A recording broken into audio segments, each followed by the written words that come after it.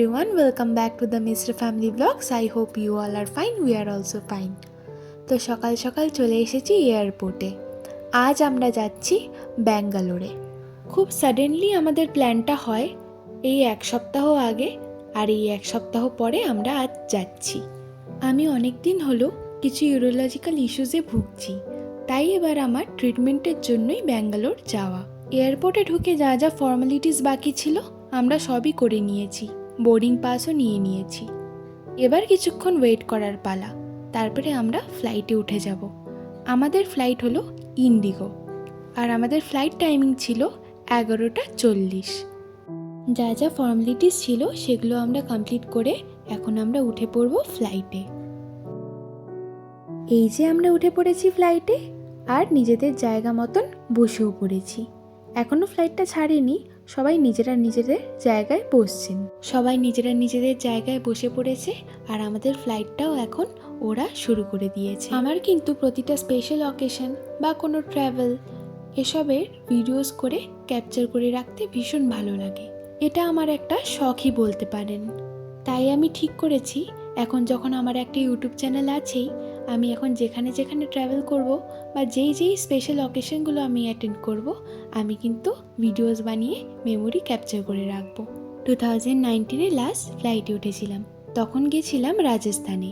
তখন যদিও আমার কোনো ইউটিউব চ্যানেল ছিল না, তাই কোনো ভিডিও করে রাখা হয়নি। আর তার আগের ইয়ার গিয়েছিলাম উত্তরাখণ্ডে, তখনও যদি একটু একটু করে ভিডিওস করে রাখতাম কত ভালোই না হতো। এগুলো একটা সুন্দর মেমোরি হয়ে থেকে যায়। আমাদের ফ্লাইটটা ছিল 11:40-এ, আর টোটাল 3 ঘন্টা লেগেছিল আমাদের। আর এই দেখুন, দেখতে দেখতে চলেও আসলাম। ওই যে নিচে দেখছেন ব্যাঙ্গালোর শহরটা দেখা যাচ্ছে, কি সুন্দর লাগছে না উপর থেকে দেখতে।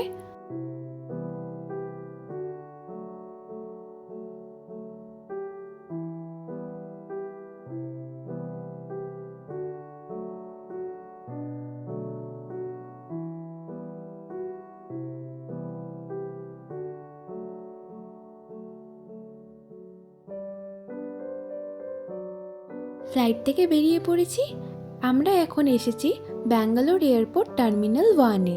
এই যে এখান থেকে আপনাদের একবার এখানকার ভিউটা দেখিয়ে দিই। এখন আমরা আস্তে আস্তে এয়ারপোর্টের ভেতরে যাব, আর গিয়ে আমরা আমাদের লাগেজগুলো কালেক্ট করব। আমাদের এখান থেকে ক্যাব বুক করাই আছে আগে থেকে, তো তাড়াতাড়ি করে লাগেজগুলো নিয়ে বেরিয়ে পড়ব আমরা। এই যে এটা হলো ব্যাঙ্গালোর এয়ারপোর্ট টার্মিনাল 1। আমরা ব্যাঙ্গালোরে এসেছি টোটাল 6 জন। আমরা 4 জন, আমি, মা, বাবা, দিদি আর আমার কাকা এবং অমিতাভদা। সবাই এসেছি আমরা নিজেরা নিজেদের ট্রিটমেন্টের জন্য।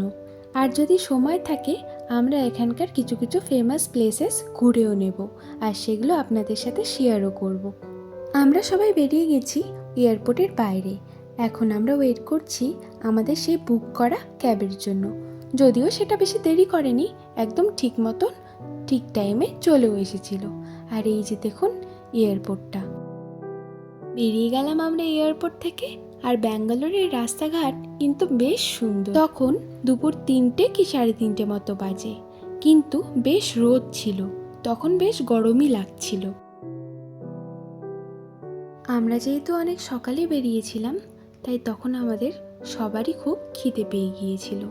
তাই আমরা দাঁড়িয়ে পড়েছি এয়ারপোর্টের কাছেই একটা ধাবাতে কিছু লাঞ্চ করে নেওয়ার জন্য। খাবারগুলো কিন্তু ওখানকার অ্যাভারেজ ছিল। ব্যাঙ্গালোর এয়ারপোর্ট থেকে ব্যাঙ্গালোর সিটির দূরত্ব কিন্তু অনেকটাই, ওই ধরুন 1.5 থেকে 2 ঘন্টার মতো লাগে। কিন্তু যা ট্রাফিক ছিল আমাদের সেটা 3 থেকে 3.5 ঘন্টা মতো লেগে গিয়েছিল।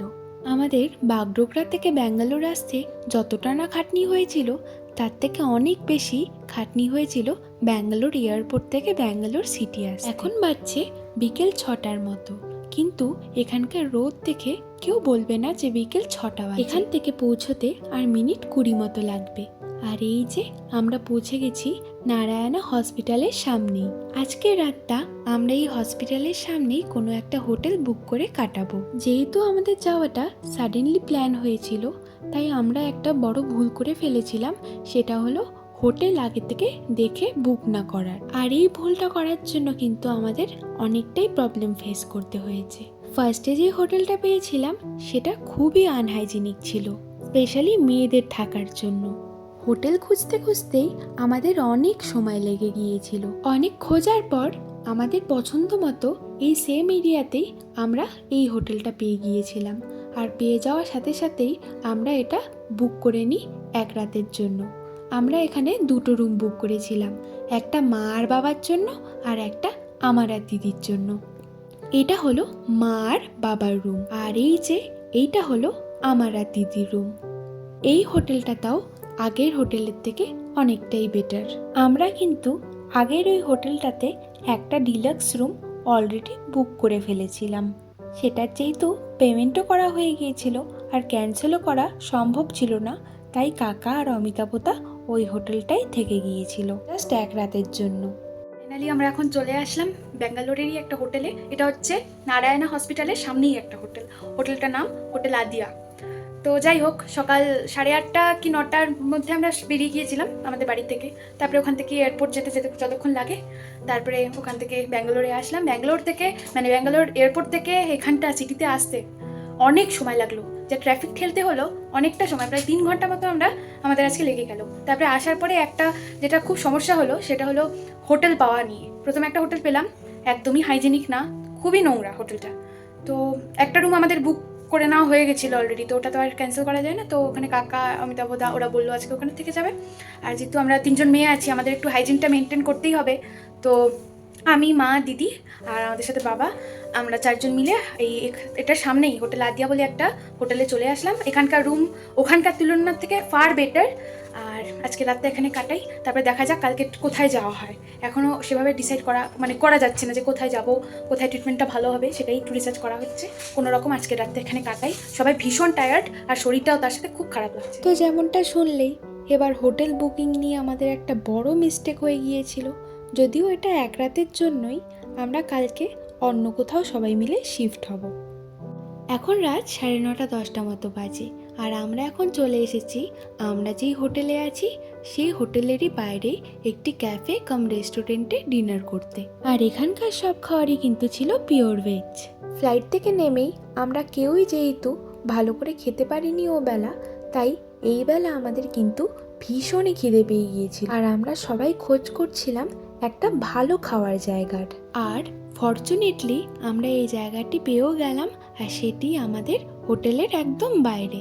আমরা এখানে দোসা অর্ডার করেছিলাম, আর সেটা কিন্তু ভীষণ ভালো খেতে ছিল। সত্যি বলতে আমার লাইফের বেস্ট দোসা কিন্তু আমি আজ এখানেই খেলাম।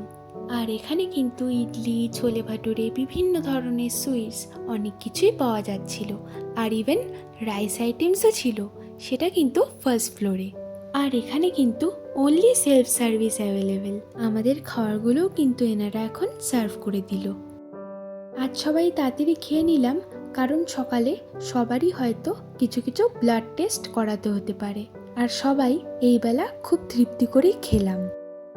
খাওয়ার পরে এখানের একটি করে মিষ্টি ট্রাই করলাম, ভীষণ ভালো খেতে ছিল। আর খাওয়ার পর এখন বেরিয়ে পড়লাম হোটেলের উদ্দেশ্যে। কাল সকাল সকাল সবাইকে উঠতে হবে, কাল থেকে আমাদের চেক আপ করানো শুরু। তো চলুন ভিডিওটি তাহলে আজ এখানেই শেষ করছি। ভিডিওটি ভালো লাগলে অবশ্যই কমেন্ট করে জানাবেন। আর সুযোগ পেলে যদি কোনো নতুন জায়গা এক্সপ্লোর করি, তবে সেগুলো আপনাদের সাথে অবশ্যই শেয়ার করব। Till then, take care and bye by.